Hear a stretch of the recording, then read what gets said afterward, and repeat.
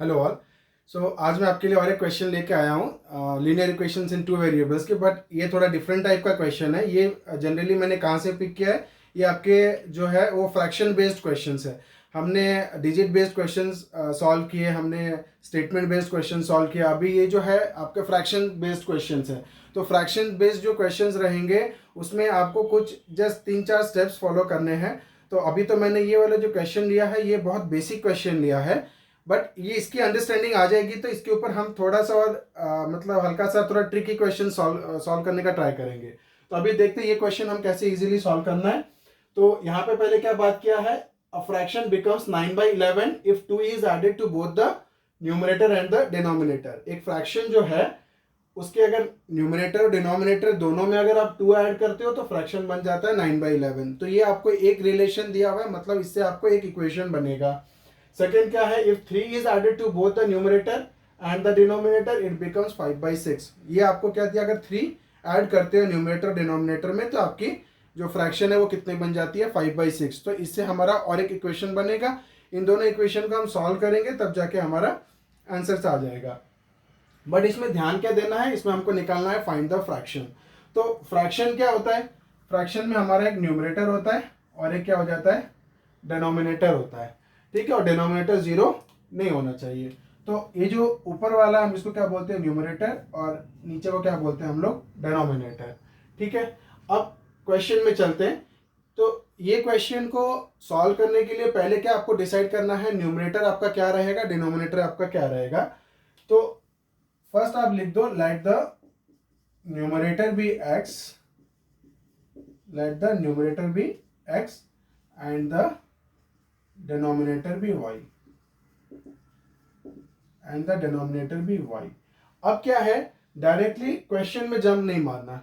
अगर आप directly relationship में जंप मारोगे तो दिक्कत है। आप क्या करो, पहले क्या करो, एक हैबिट बना लो कि मेरा फ्रैक्शन क्या बन रहा है। फ्रैक्शन क्या बनेगा, न्यूमरेटर बाय डिनोमिनेटर, तो फ्रैक्शन कितना हो जाएगा, x/y। तो ये नहीं भी लिखा तो भी चलेगा, बट ये आपको कंफ्यूज होने से बचाएगा।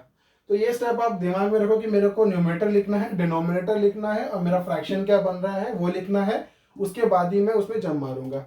अब क्या होता है, अकॉर्डिंग टू क्वेश्चन वो क्या बोल रहा है, if 2 is added to both the numerator and denominator the fraction becomes 9/11। तो मैं अगर 2 ऐड करता हूं न्यूमरेटर और डिनोमिनेटर में, न्यूमरेटर और डिनोमिनेटर में मैंने क्या किया, 2 ऐड किया, तो फ्रैक्शन कितना बन गया मेरा, 9/11। ना आप इसको सॉल्व कर दो, 11x plus 22 is equal to 9y plus 18, which implies 11x minus 9y is equal to 18 minus 22, which implies 11x minus 9y is equal to -4। ये मेरा एक बन गया इक्वेशन नंबर 1। और एक रिलेशनशिप आपको क्या दिया हुआ है, 3 is added to both the numerator and denominator. तो आपका फ्रैक्शन क्या है, x/y, दोनों में क्या ऐड करना है, ऊपर नीचे 3 ऐड करना है। 3 ऐड किया तो मेरा फ्रैक्शन कितना बन जा रहा है, 5/6।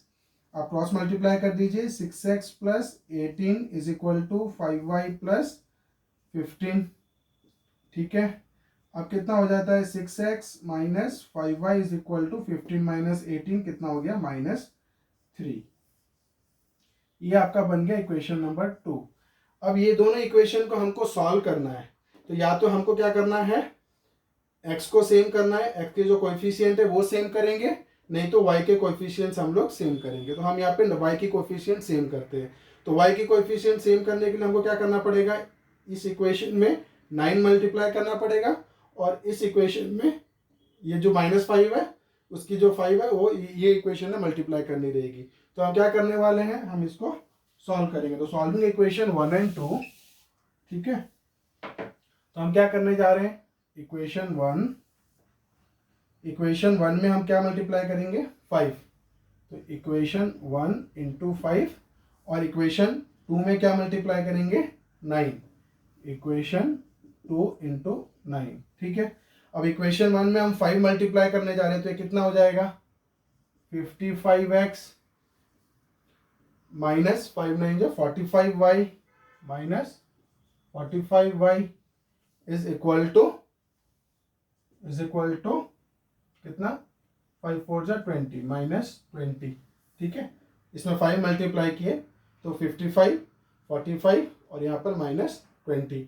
अब इक्वेशन 2 में मेरे को क्या मल्टीप्लाई करना है 9, तो 9 6 54 54x, उसके बाद 9 5 जा 45y और 9 3 जा 27 -27। अब इसको हम लोग क्या करेंगे सब्सट्रैक्ट कर देंगे, तो कितना हो जाएगा 55x - 54x आपका बन गया x, दिस कैंसल्स आउट, और +27 -20 कितना हो गया 7। ठीक है, तो x की वैल्यू कितनी आ गई 7। नाउ आप x की वैल्यू कहीं भी पुट कर दो, इक्वेशन 1 में पुट कर दो या इक्वेशन 2 में पुट कर दो, जो आपको सही लगे। तो अगर आप इक्वेशन पुट वैल्यू ऑफ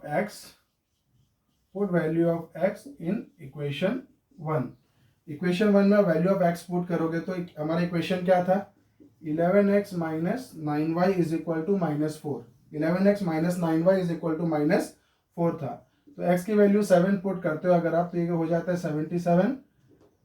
क्या होता है 77 - 9y is equal to -4, which implies -9y is equal to -4 -77 -9y is equal to -81 और y is equal to -81 by -9, y is equal to 9।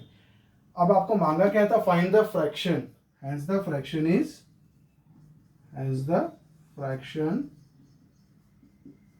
कितना न्यूमेटर बाय डिनोमिनेटर, तो 7/9, 7/9। तो ये आपके आंसर्स है। तो आगे के वीडियोस में मैं आपको ये फ्रैक्शन के थोड़े से टफ क्वेश्चंस लाएंगे। ये बेसिक अंडरस्टैंडिंग के लिए क्वेश्चन पिक किया था, अभी ये बेसिक अंडरस्टैंडिंग हमको आ गई कि ये क्वेश्चन कैसे सॉल्व करना है, तो इसके ऊपर थोड़ा सा अप एंड डाउन जो क्वेश्चंस रहते हैं वो हम लोग सॉल्व करेंगे। और इसके साथ साथ मैं आपको 2-3 क्वेश्चंस और अच्छे लेके आऊँगा जो कि एजेस पे बेस्ड है। वो एजेस वाला क्वेश्चन कैसे आपको ईजिली सॉल्व करना है, तो आगे के वीडियोज़ में बने रहें। And if I add value to my videos, so kindly like and subscribe my channel। अभी के लिए ही इतना ही, अच्छे से रहिए, थैंक यू।